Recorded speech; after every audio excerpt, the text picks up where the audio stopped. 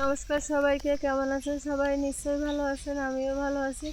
সবাইকে স্বাগত জানাচ্ছি বনানী কিচেনে। তো দেখেন, আজকে আমি তুলে নিয়ে এসেছি ঢেঁকি শাক।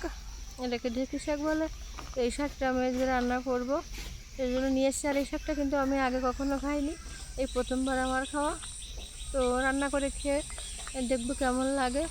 তো এই ঢেঁকি শাকটা কিন্তু এরকমই তুলতে হয় আর কি, এরকম আগার দিকের যে জালি পাতাটা এটাই তুলতে হয়, তাহলে খেতে বেশি মজা লাগে আর কি, লোকের মুখে শোনা। তো যাই হোক, এই যে আমি এখন এই শাকগুলো ছোটো ছোটো করে কিন্তু কেটে নেব আগে। তাও কাটার আগে আমি শাকগুলো এখন ভালো করে ধুয়ে নেব। আর ভিডিওর এ পর্যন্ত এসে এখনও যারা লাইক দেননি তাদের উদ্দেশ্য বলছি, লাইক দিয়ে ভিডিও দেখবেন প্লিজ।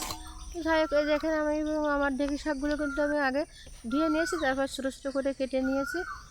আর এই যে রান্না করবো কিন্তু আমি চিংড়ি মাছ দিয়ে। দেখেন, এই চিংড়ি মাছ দিয়ে রান্না করলে কিন্তু খুবই ভালো লাগবে। চিংড়ি মাছটা কিন্তু যে কোনো শাক কি অন্য কিছু ভাজি করলে কিন্তু ভালোই লাগে খেতে। আমি এখন এগুলো ভাজি করবো বলে এই যে চুলোটা জ্বালিয়ে কড়াইটা বসিয়ে দিলাম। আর কড়াইতে সরিষার তেল দিয়ে তারপরে আমি যে তেলটা গরম হয়ে গেছে, এখন চিংড়ি মাছগুলো দিয়ে আমি ভেজে নিচ্ছি।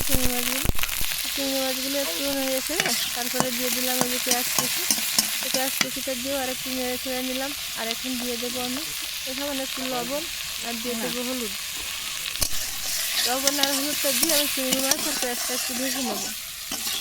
এই চিংড়ি মাছ ভাজতে কিন্তু বেশি সময় লাগে না, অল্প সময় কিন্তু চিংড়ি মাছ ভাজা হয়ে যায়। তো এই যে আমি নেড়ে ছেড়ে কিন্তু পেঁয়াজ আর চিংড়ি মাছ একসঙ্গে ভেজে নিলাম একটু। তারপরে এখন দিয়ে দেবো এর ভিতরে আমি একটা কাঁচা ঝাল। তো কাঁচা ঝালটা দিয়ে আমি আর একটু নেড়ে ছেড়ে নিলাম। একটু নেড়ে ছেড়ে এই যে এখন চিংড়ি মাছটা কিন্তু আমার ভাজা হয়ে গেছে। কালার দেখলেই কিন্তু বোঝা যাচ্ছে যে আমার মাছটা খুব ভালো করে ভাজা হয়ে গেছে। এখন আমি দিয়ে দেবো যে ঢেঁকি শাকগুলো আমি কুচিয়ে রেখেছি, সেইটা ঢেঁকি শাকগুলো দেওয়ার পরে আমি একটু নেড়ে ছেড়ে নিলাম। ঢেঁকি শাকগুলো একটু নেড়ে ছেড়ে এখন দিয়ে দিলাম পরিমাণ মতো লবণ। আর দিয়ে দেবো যে তখন একটু হলুদের গুঁড়ো একটু দেওয়ার পরে আমি এই যে একটু নেড়ে ছেড়ে নিলাম। আর এখন দিয়ে দেবো কিন্তু আমি খুব সামান্য একটু জল। তো জলটা দেওয়ার পরে আমি এখন ঢেকে দেবো ঢাকনি দিয়ে। তো দেখে আমি কিছুক্ষণ জাল করে নিলাম।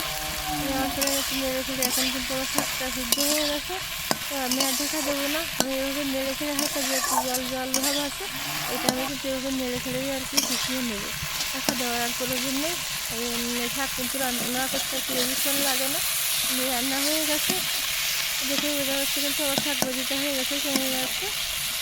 আর কিন্তু খুব সাধারণভাবে আমি রান্না করলাম। তো যাই হোক, আমার রান্না হয়ে গেছে, আমি এটা কিন্তু এখন নামিয়ে নিলাম। তো ভিডিওর এই পর্যন্ত এসে যারা এখনও লাইক দেননি তাদের উদ্দেশ্য বলছি, লাইক দিয়ে ভিডিও দেখবেন। আর কেমন লাগলো আমার আজকের রেসিপি কমেন্টে জানাবেন। ভালো লাগলে লাইক কমেন্ট শেয়ার করে দেবেন। নতুন যারা দেখছেন আমার চ্যানেলটিকে সাবস্ক্রাইব করে আমার পাশে থাকবেন। পুরনো বন্ধুদেরকে ধন্যবাদ আমার পাশে থাকার জন্য। আর এরকম নতুন নতুন ভিডিও দেখতে পাশে দেখা বেল আইকনটি বাজিয়ে দেবেন। তো সবার উদ্দেশ্যে আবারও বলছি, সবাইকে শুধু কমেন্ট করবেন না, লাইক দিয়ে ভিডিও দেখবেন। আমরা সবার পাশে থাকবো, তাহলে তো এগাতে পারবো, তাই না?